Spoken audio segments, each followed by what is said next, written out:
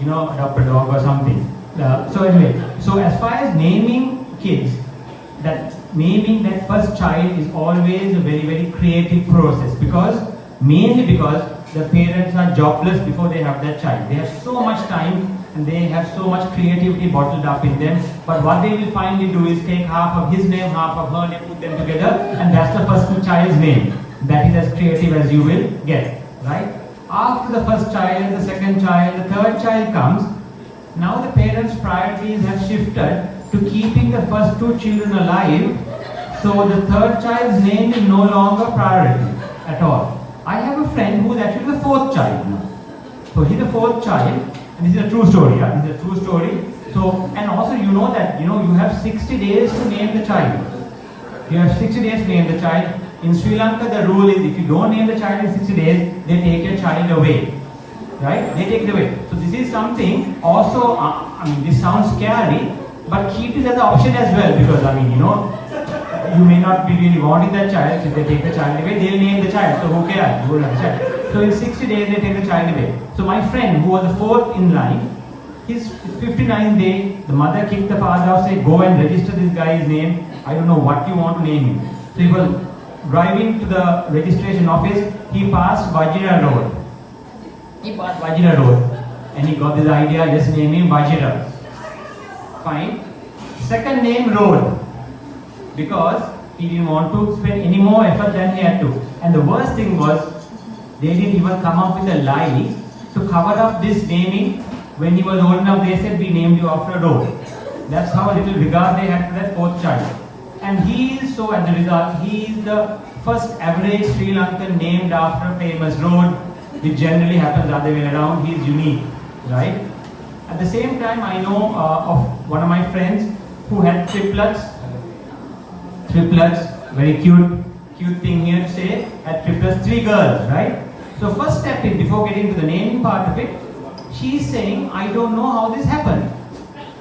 I explained to her, I can explain to you the first step of how this happened, we all know, right? You guys tried exotic position at night and this is how we started. Now the next thing is, she claimed that she didn't know there were going to be 3 babies. And the doctor has told her that there were going to be 3. She thought that, like most Sri Lankan doctors, hopefully the doctor is making a mistake and there's only 1. And then she showed me the scan. She showed me the ultrasound scan that showed 3 babies. So I said, what were you thinking? Did the other 2 drop into some play date while you were looking the other way and then suddenly the scan came on, right? So eventually she had the 3 babies. So this is a true story, right? She named them as Nita, as Mita, and as Vita. It sounds cute because they are going to dress alike, they look alike, and with these names alike, I told her, in a few years' time, right, you're going to be spending the last 5% of the energy reserves you have on saying the right name, right? At the same time, how Sri Lankans, we love shortening the names. We love to shorten every name. So in about 3 years' time, you'll have 3 asses, identical looking asses walking around. No one knows which ass is which. Okay? Now, coming to my name. So my name is Amila. Okay, it's a very common name. But I like to think I'm the oldest Amila in Sri Lanka. So all the other Amilas have been named after me, as I've been inspiration. What I learned is it's very important where you name your child to. It's all relative to where you live. I was born in India, so as a result, my parents named me Amila, which in India it means honesty and righteousness, right?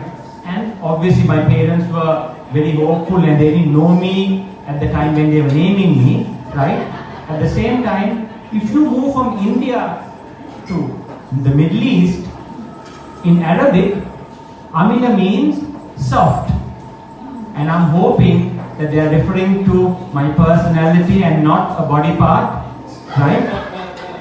If you move from the Middle East to South Africa, in the Xhosa language, Amila means hard and growing. And here, I'm hoping that they're referring to a body part and not my personality. What's most important is, in Sri Lanka, this is where we are now, right? Amila means free, which you have all helped to cement that fact for the fact that you guys are not paid anything to watch Amila talk. Amila spoke